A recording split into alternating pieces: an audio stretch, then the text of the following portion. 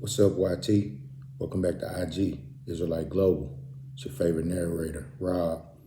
Want to come share a few stories with you guys. You see the title, all right? Kendrick's writing on the wall. The world is in euphoria, all right? Want to start off by thanking Kendrick, all right, for removing all the copyrights to the disses, so creators can profit off of their creativity as they share the story of the world's greatest ever rap beef. It's important to know when people do acts of kindness like this. All right, it's important to know that we should be grateful and thankful to those people who do things like this. That people who are already in a established position and they want to help those of us who may not be where they are. They want to help us, level up. We may never get to where they are, but every little bit that helps us climb that ladder, all right, we should be appreciative for it. Kendrick, I got an article here from, let's see, the Jasmine Brand newsletter.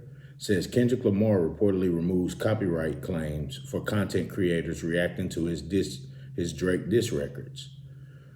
Just that is huge for a lot of people. You know what I'm saying? I personally have seen at least 2 channels grow to astronomical heights because of this rap beef.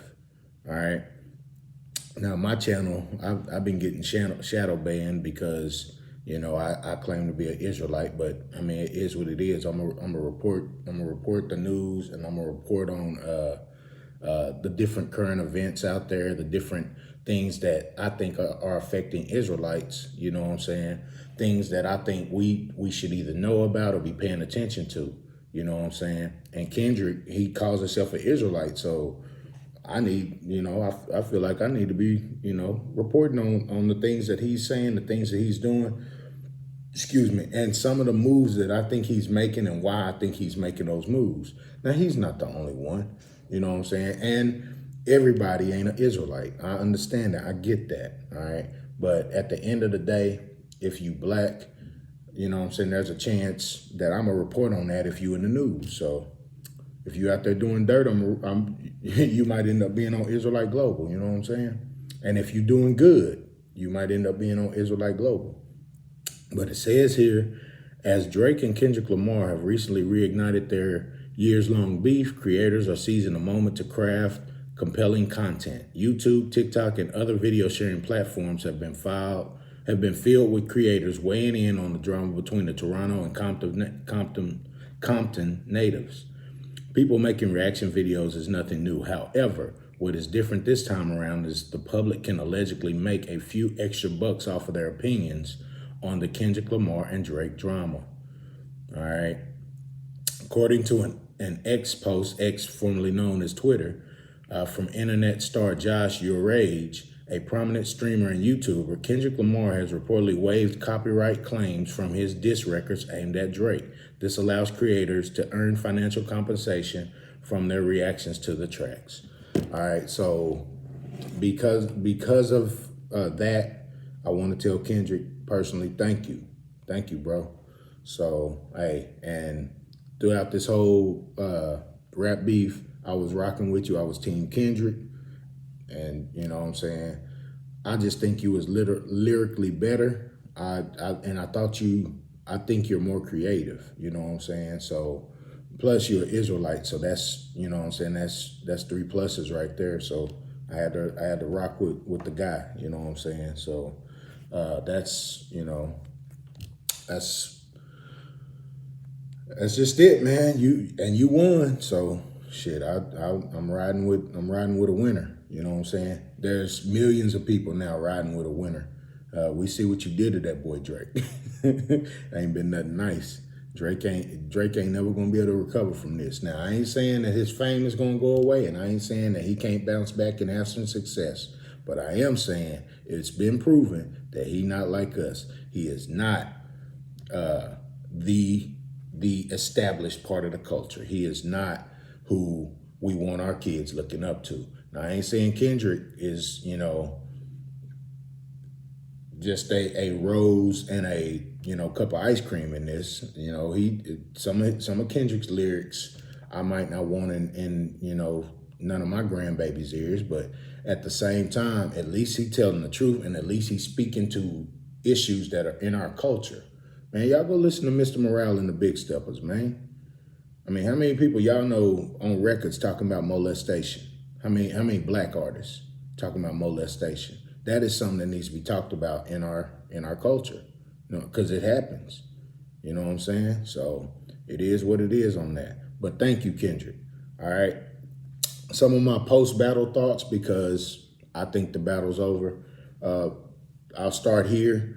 I think the labels ended this because Kendrick had a whole machine gun clip. He had a whole banana clip ready to aim at Drake and his team. You know what I'm saying? I did a video a couple of weeks back called Kendrick, If You're Listening.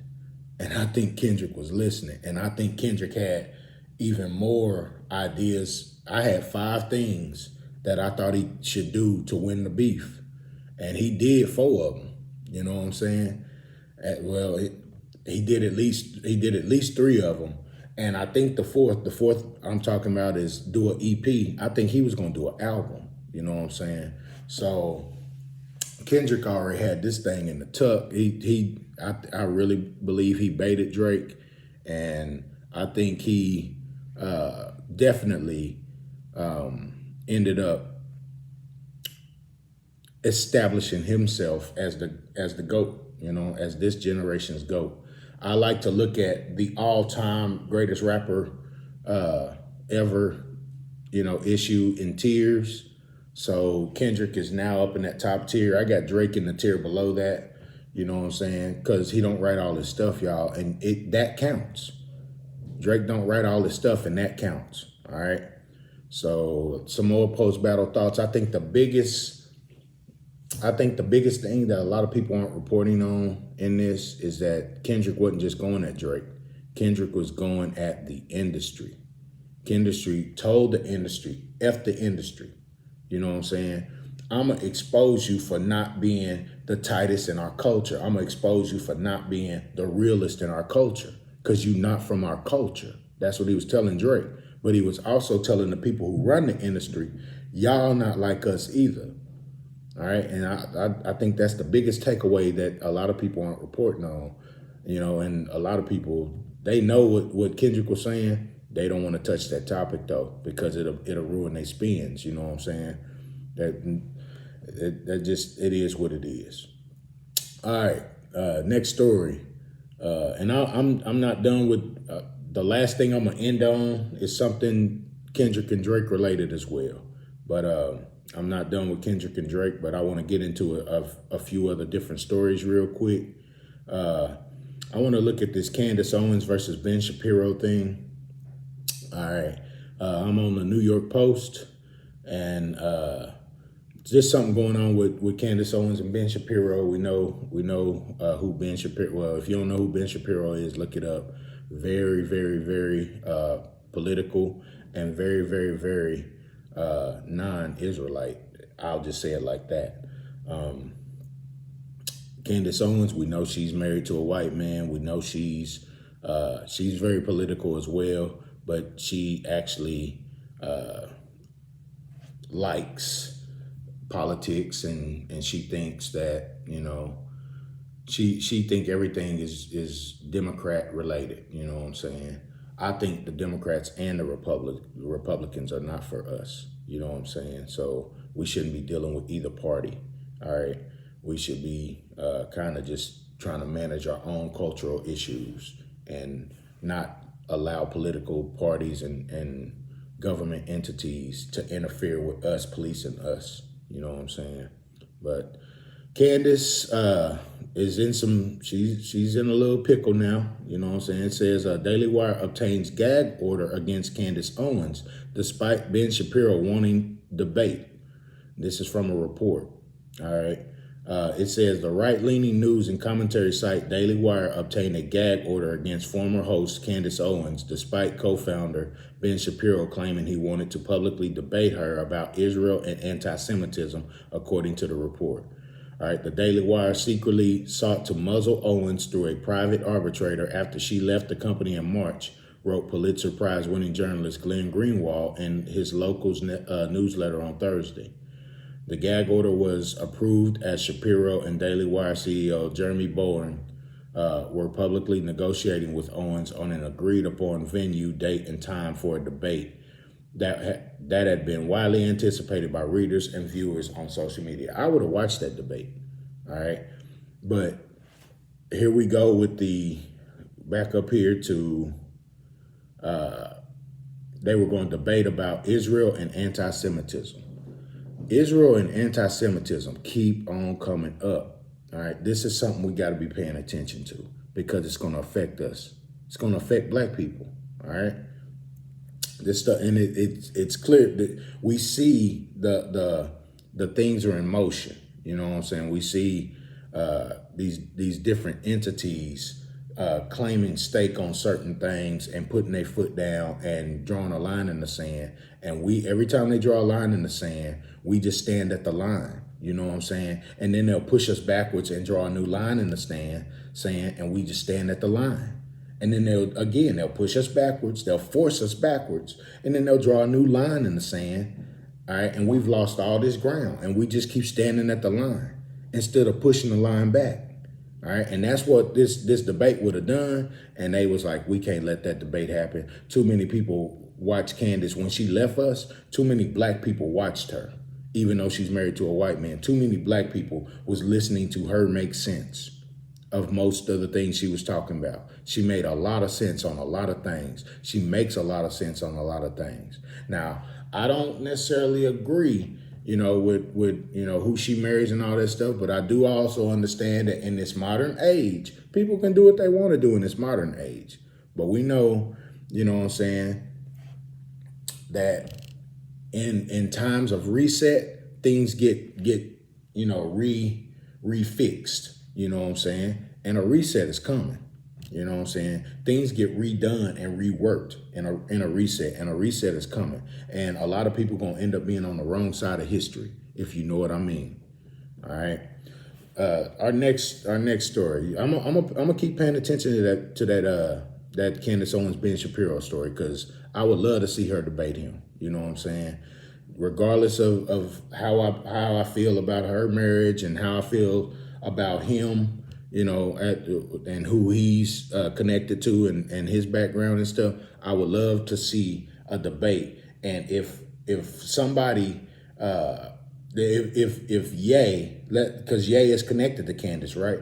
If Ye would have her ask certain questions pertaining to the black community, that would, and get Ben Shapiro on his heels. You know what I'm saying? Because they avoid talking about us.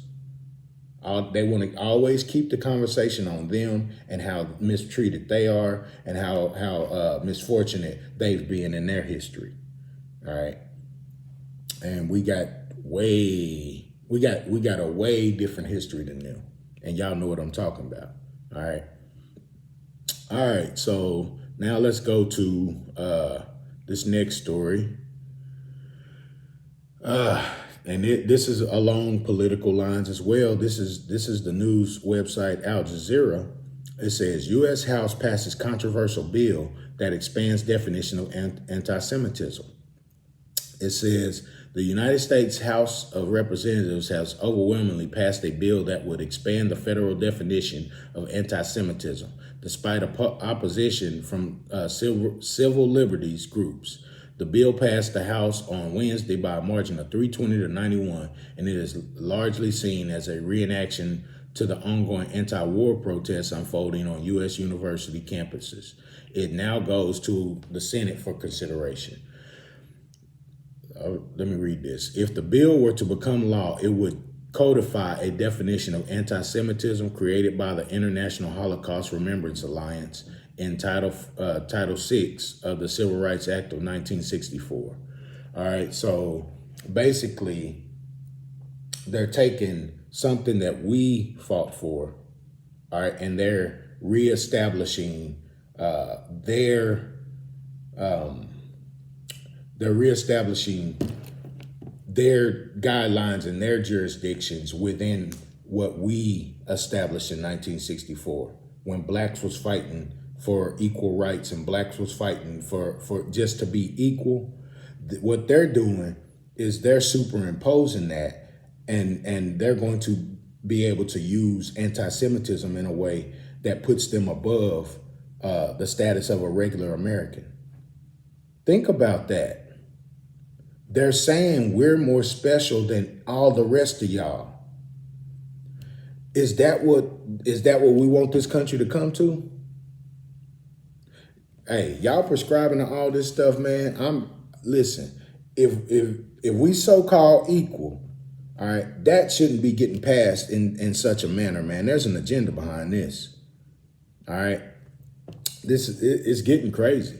It's getting crazy. Listen to this. I'm gonna read this last paragraph. It says, that is a federal anti-discrimination law that bars discrimination based on shared ancestry, ethnic characteristics, or national origin. Adding IHRA's definition to the law would allow the Federal Department of Education to restrict funding and other resources to campuses perceived as tolerating anti-Semitism. That ain't the only thing that would do.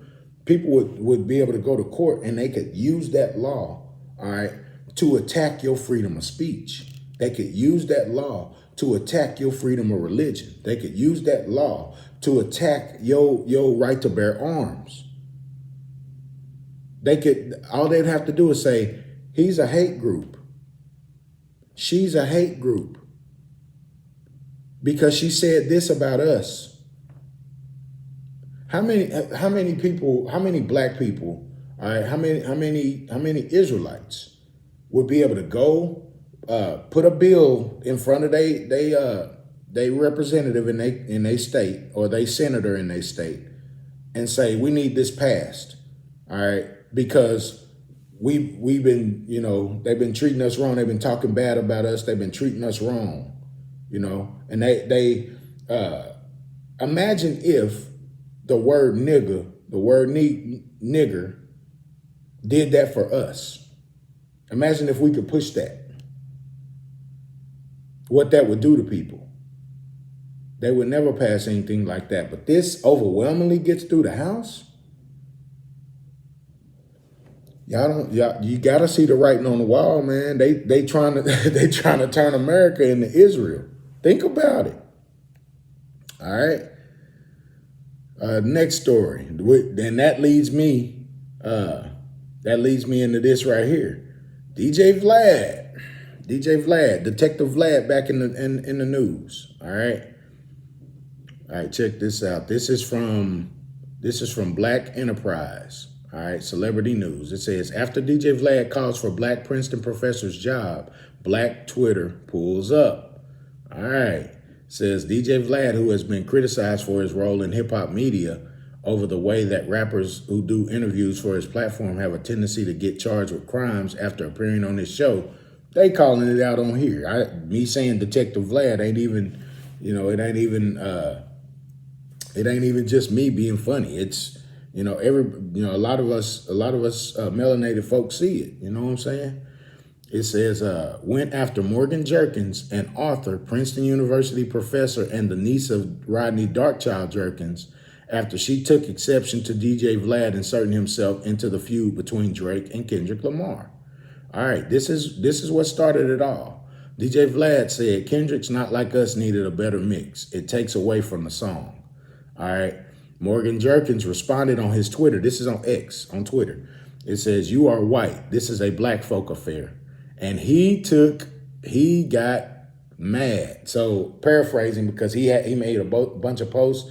He kept tagging he kept tagging Princeton University in his posts, all right, on X, and saying, you're calling a white man that talks about hip hop, or you're saying a white man that talks about hip hop shouldn't be involved in hip hop, and kind of making racist undertones with her, saying she's reverse racist and stuff like that. and kept tagging. Why does he keep tagging Princeton? Because, and then he made the ultimate threat by saying Monday morning Princeton will be getting a call. All right, and then he had to backtrack on that. You know what I'm saying? Let's see here. Where's it at? He had to backtrack. Here it is. It says, since it's Monday, let me clear the air and state that I never had any intention of filing a complaint to Princeton for former professor Morgan Jerkins saying that white people aren't allowed to comment on Kendrick Lamar's music. Now, notice in this post, he did not tag Princeton in this particular post. Why? Because Black Twitter was cooking his ass. Black Twitter stood up for her, men and women. It wasn't just black women standing with black women this time. All right. It was black men and black women cooking his ass. And his main reason for backtracking on his initial threat is because the large portion of his audience is black men. And he getting cooked for this. And I imagine some of the industry people that have been dealing with him for years, they're going to stop dealing with him. And that's what we need to do with these culture vultures. These guys that make money off of us. We need to stop dealing with them. How much money would he make and how many subscribers would he make if he was just interviewing, people like him? Them people are not interesting. Them people are not unique. All right. Them people they live boring ass lives. They always want to profit off of our culture, off of our uniqueness, off of our genius, off of our trailblazing and trend setting. They always want to make money off of us because we set the precedent. Every time something happens, every 4 or 5 years, the game changes. Black people are the one that are changing it and are setting the new precedents. At the end of the day, when they come in our house, they need to play by our house rules, and they need to make sure that they take their shoes off in the house and they clean up after themselves. And we got to start standing 10 toes down on that. If they not going to do it the way we want to do it, if they not going to allow us to gatekeep it the way it need to be gatekeeped, they don't need to be in this joker. And we need to be unified in that. That's black, that's melanated, that's Israelite. Negro, however you want to say it, Hebrew. All right. And like I said, Black Twitter lit his ass up. So then let's see here. My last story. Oh, it ain't my last story, but this is what we're going to go into next. Let's see here. Where's it at? All right. So now we got a new book out by, if it'll pull up, by Emmanuel Acho. He's a former NFL football player. Let's see. Is it going to pop up? Let's see. We got Emmanuel Acho. He just wrote a book called Uncomfortable Conversations with a Jew. Emmanuel Acho and Noah Tishby. All right. And I'll just read about the book section right here. It says, from 2 New York Times bestselling authors, a timely, disarmingly honest, and thought-provoking investigation into anti-Semitism that connects the dots between the tropes and hatred of the past to our current complicated moment. For Emmanuel Acho and Noah Tishby, no question about Jews is off limits. They go there. They cover Jews and money, Jews and power, Jews and privilege, Jews and white privilege, the black and Jewish struggle. Emmanuel asks, did Jews kill Jesus? To which Noah responds, why are Jewish people history's favorite scapegoat? They unpack Judaism itself. Is it a religion, culture, a peoplehood, or a race? And are you anti-Semitic if you're anti-Zionist? Now, I brought this up because I saw a video on YouTube where somebody broke down an interview that these two did about the book. And it was an interview on one of the news channels. I can't remember if it was MSNBC or if it was a CNN project or whatever it was, whichever news site it was. But it never got to the black conversation. It stayed on politics. It stayed on Israel, Hamas. it never got to actually some of the points that was mentioned in the book. You know what I'm saying? They never talked about those things directly. What is Judaism itself? Is it a religion? Is it a culture? That hit piece on that news segment had nothing to do with Emmanuel Acho wondering why come Jews have this or why come Jews have that. And maybe maybe that was their angle. Maybe they were saying, hey, you got to go read the book to find out what the answers are to that. But when you do a piece like that, and then you make it political and mostly about the war over in Israel and all that kind of stuff, it becomes propaganda. And our people have got to start recognizing when they're being fed propaganda. What I want people to get from my channel, I just want people to start going to research some of the stuff I talk about. Go look. Go do your own research, do your own search. All right. And I know Google leads us to a lot of stuff, a lot of different, aisles and passageways in this maze that we call media. But at the end of the day, if you look enough, you will find what you're looking for. You will find the truth. All right. And this channel is a channel of truth. All right. They trying to intertwine the Jewish plight with the black plight, and they not the same. All right. And if you do your own research, if you haven't already, you'll understand that. All right. All right. Now here's getting into the last story right here. Talking about shooting at Drake's house. All right. And then we're going to close up. All right. Shooting at Drake's house. This is The Guardian. All right. And I know they're still sketchy on certain details. And I'll tell you what I've gathered so far and some of the angles that could be taken. It says Drake security guard seriously injured in shooting at Toronto mansion. All right. It said guard was shot inside Drake's home and had serious but non-life-threatening injuries while the assailant fled in a vehicle. So already from this title right here, I don't know if the reports are true. They said it was a drive-by. But this says he was shot inside Drake's home. And then when you look at the aerial footage, when you look at the aerial footage up there when they're inside Drake's complex interviewing or the police are in there, the yellow tape is all in there. I don't remember seeing any yellow tape outside the gate. Make it make sense. So what really happened? Now I know Kendrick Lamar. They're trying to blame this on Kendrick Lamar. This has nothing to do with Kendrick Lamar. As far as information goes, there's not one bit of evidence that says Kendrick Lamar had something to do with that shooting. But his name keeps coming up in the media on it. All right.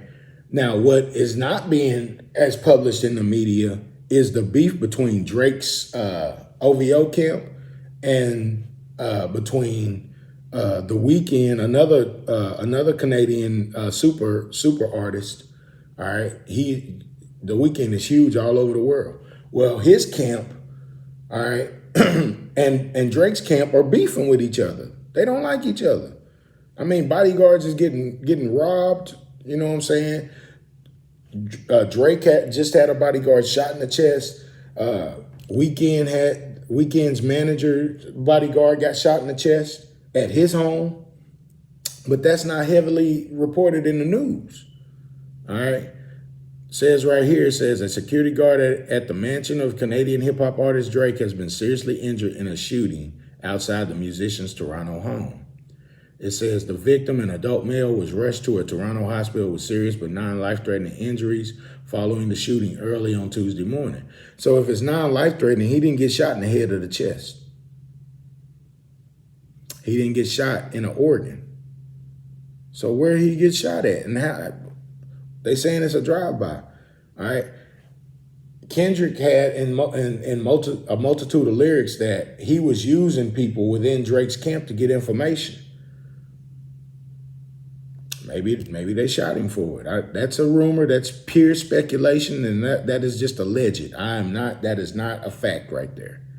But it does cross one's mind. When you go listen to the lyrics and the exchange between both parties' diss tracks, it does come to mind. But at the same time, Kendrick never made any direct threat that he was going to send anybody to do anything to Drake. All right. And although we found a lot of truth in some of the stuff Kendrick was saying, he never said that he would directly, you know what I'm saying, come and do something to Drake at his house. He never said nothing like that. All right. I don't even remember any lyric saying it's on site. I don't even remember any lyric like that. So, said the assailant was reportedly spotted fleeing the area in a vehicle. All right. You guys can go dig up the rest of, because they're fixing to throw Kendrick in a lot of these paragraphs here now. And I'm not doing that to my brother. You know what I'm saying? But here's what I want to, and I'll just end the Drake shooting thing with this. All right. I hope they do a full investigation and they clear Kendrick's name. All right. Because he don't deserve to be getting shot at like this, what they doing to him in the media right now, and what Twitter and what YouTube creators are doing, saying this is all Kendrick's fault and stuff like that. I don't believe this is any of Kendrick's fault. Drake shouldn't be talking the way that he talks and acting the way that he acts. All right. Drake should keep everything on camera. And then behind the scenes, stay out the way. That's what he should do. All right. But Drake is Mr. Tough Guy. So I'm gonna be paying attention to this story too. All right. Went through everything I wanted to go through. My thoughts, my final thoughts on these news stories and stuff. I think it all has a Israeli/Jewish connection. And that's why I did this certain segment called The Whole World is in Euphoria. What euphoria is the world in? The world is in the euphoria of a big smokescreen. And if you guys can understand why I gave you these particular stories, you can understand who's releasing the smoke. All right. So I wanted to say this too. All right. Drake's record on Spotify and on YouTube, all right, for most most video streams in a day on YouTube and most song streams in a day on Spotify, Kendrick broke them with 3 of his songs. All right. Like That broke it. All right. Like That is number 3 now. Not Like Us is number 2 now.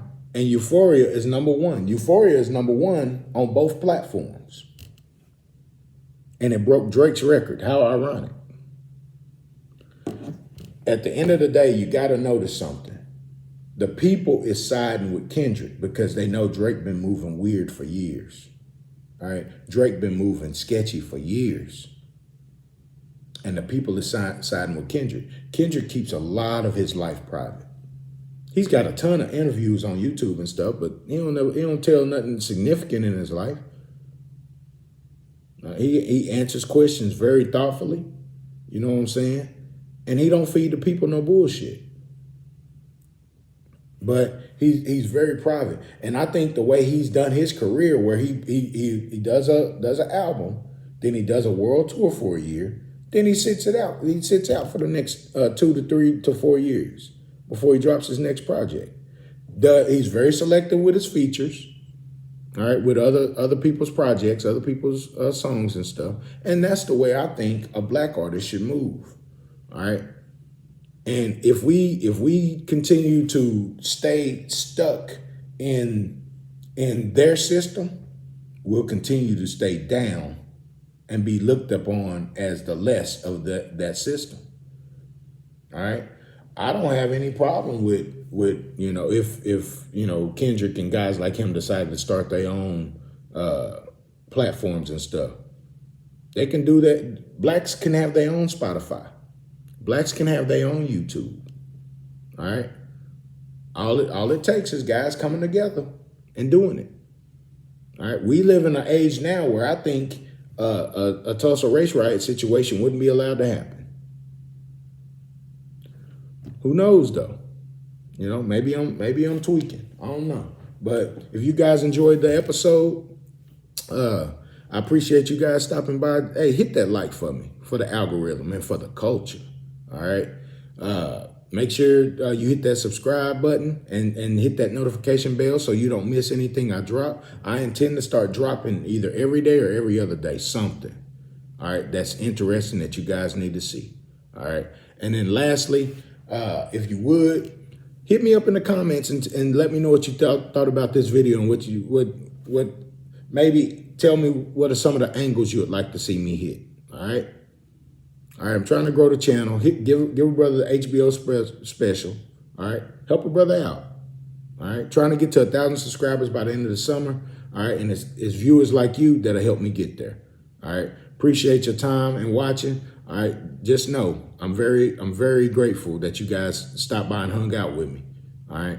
So until next time, you guys be safe out there. Peace.